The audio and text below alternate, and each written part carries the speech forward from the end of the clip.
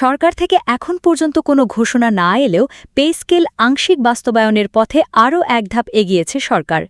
প্রিয় সরকারি চাকরিজীবী ভাই ও বোনেরা, আজকের সকালের আপডেট নিউজে আপনাদের স্বাগতম।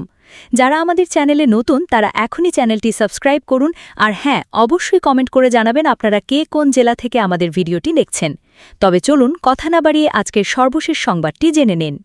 এই লক্ষ্যে আগামী 2026 ও 27 অর্থবছরের বাজেটে প্রায় 35,000 কোটি টাকা বরাদ্দ রাখার পরিকল্পনা করতে পারে সরকার। অর্থ মন্ত্রণালয় ইতিমধ্যে প্রস্তাবিত বাজেটের একটি খসড়া প্রস্তুত করেছে, যা প্রধানমন্ত্রীর সঙ্গে নিবিড় আলোচনার পর চূড়ান্ত হবে বলে আশা করা হচ্ছে। জানা গেছে, নতুন বেতন কাঠামো বাস্তবায়নে সরকার মূলত দুটি পদ্ধতি গভীরভাবে বিবেচনা করছে।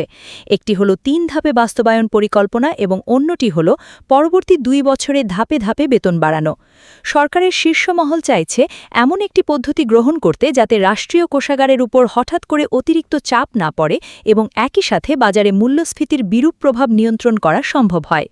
প্রথম প্রস্তাব অনুযায়ী আগামী অর্থবছরে সরকারি কর্মকর্তা-কর্মচারীদের মূল বেতনের 50% পর্যন্ত বৃদ্ধি করা হতে পারে।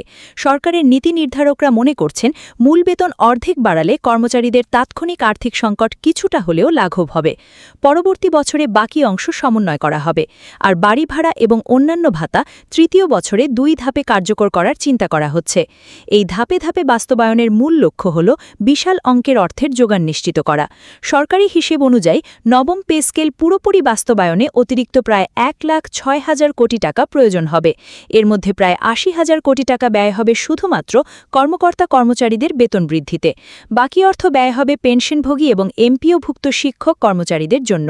বর্তমান অর্থবছরে সরকারি কর্মকর্তা-কর্মচারীদের বেতন ভাতার জন্য বরাদ্দ ছিল 84,114 কোটি টাকা এবং পেনশনভোগীদের জন্য রাখা হয়েছিল 35,657 কোটি টাকা।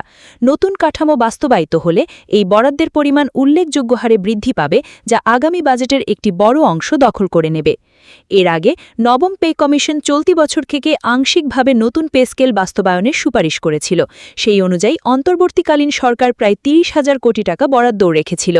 কিন্তু জাতীয় ও আন্তর্জাতিক পর্যায়ে নানাবিধ অর্থনৈতিক জটিলতার কারণে সেই পরিকল্পনা পিছিয়ে দিতে হয়, বিশেষ করে রাজস্ব আহরণের লক্ষ্যমাত্রা অর্জিত না হওয়া এবং মধ্যপ্রাচ্যে চলমান সংকটের কারণে দেশের অর্থনীতিতে জ্বালানি তেলের মূল্যবৃদ্ধির প্রভাব দেশের অর্থনীতিতে বড় ধরনের চাপ সৃষ্টি করে। সরকারের তরফ থেকে এই বিষয়গুলো গভীরভাবে বিবেচনা করে পে স্কেল বাস্তবায়ন 1 বছর পিছিয়ে দেওয়া যৌক্তিক বলে মনে করা হয়। তবে আশার কথা হল, সরকারি কর্মকর্তা-কর্মচারীদের জন্য নতুন বেতন কাঠামোর আংশিক বাস্তবায়ন শুরু হতে পারে আগামী 2026 ও 27 অর্থবছরের প্রথম দিন, অর্থাৎ 1 জুলাই থেকেই।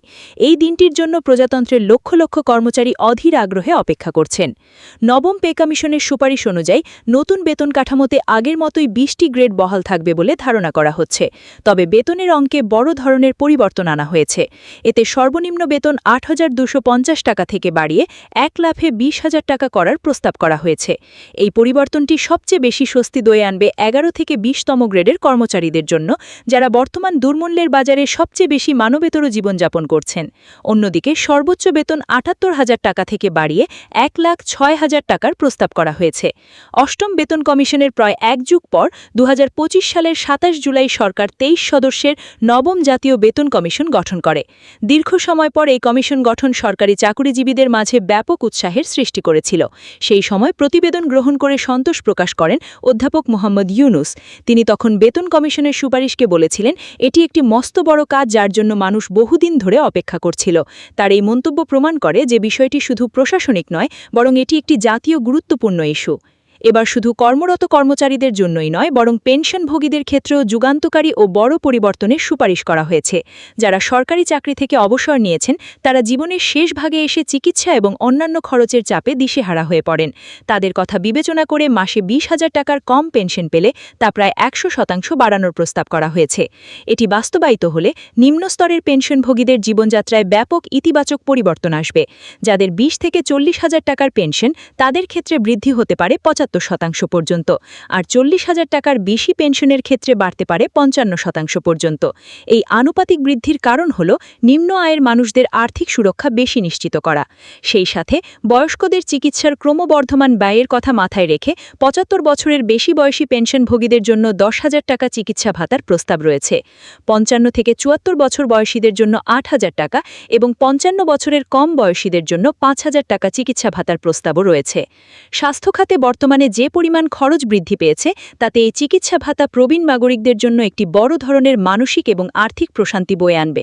সব মিলিয়ে নবম পে স্কেল শুধুমাত্র একটি বেতন বৃদ্ধির ঘোষণাই নয়, বরং এটি দেশের লাখ লাখ পরিবারের আর্থিক নিরাপত্তা এবং উন্নত জীবনযাত্রার একটি সুস্পষ্ট রূপরেখা, যা আগামী দিনগুলোতে দেশের প্রশাসনিক গতিশীলতা ও সেবার মান বাড়াতেও গুরুত্বপূর্ণ ভূমিকা পালন করবে বলে বিশ্লেষকরা মনে করছেন। ভিডিওটি খুবই জরুরি, তাই দয়া করে সবার সাথে ভিডিওটি শেয়ার করতে ভুলবেন না। আর নতুন ভিডিও আপডেট পেতে এখনই চ্যানেলটি সাবস্ক্রাইব করুন।